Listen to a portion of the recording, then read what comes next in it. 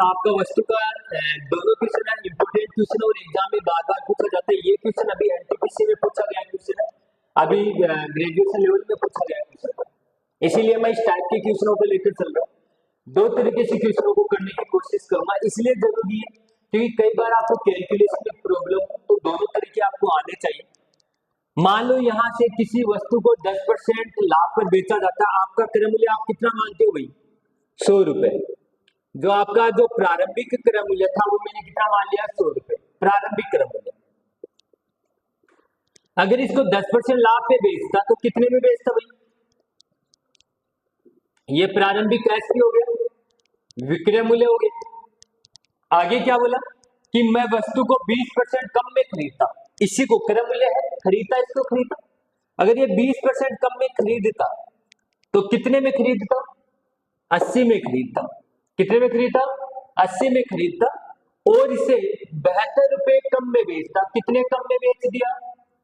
72 रुपए कम में बेच दिया, तो अगले को 30% का लाभ होता। 80 का 30% निकालोगे तो 24 का लाभ होता।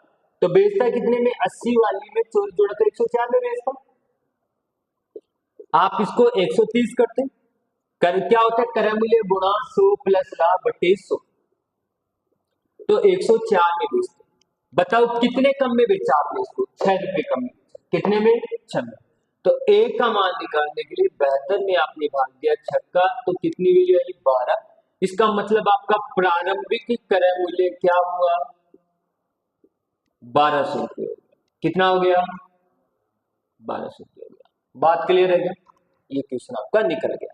इसको दूसरे तरीके से कैसे करोगे? दूसरे तरीके से आप इसको करोगे कि पहली वस्तु को मैं लिख रहा हूं, पहली वस्तु का एसपी लिख रहा हूं, विक्रय मूल्य, कि 10% लाभ पे बेचता, लाभ पे बेचेगा तो आप प्लस लगाओगे और हानि पे बेचता तो क्या करोगे? आपके माइनस करोगे। ठीक है, ये पहली का हो गया।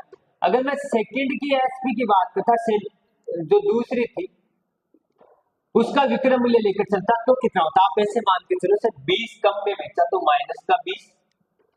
दूसरी को क्या किया अगले ने? फिर इसने 30% लाभ पे बेचा तो प्लस 30। दूसरे के बारे में बात करें, फिर दोनों को आप आपस में माइनस, एक तो प्लस का था एक माइनस का, तो दोनों को गुणा कर देना और बट्टे में क्या लगा देना? 100। ठीक है, तो मुझे बताओ जो दूसरा जो विक्रय मूल्य कितना आया? देखो प्लस का तो 10, माइनस का 6, बराबर कितना आया? 4। पहले का विक्रय मूल्य 10 था, दूसरे का विक्रय मूल्य कितना था? 4 था। तो बताओ अंतर कितने का? 6 का। जबकि अगले ने अंतर कितने का दिया था? 72 का। अंतर कितने का दिया था? और यहाँ पे अंतर कितने का आया? 6 का। कितने का आया?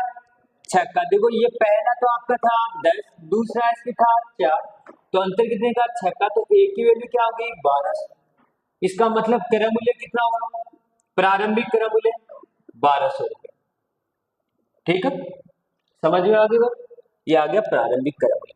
तो इसी तरीके से आप इस क्वेश्चन को करना, आपका क्वेश्चन हो जाएगा, उतार लो।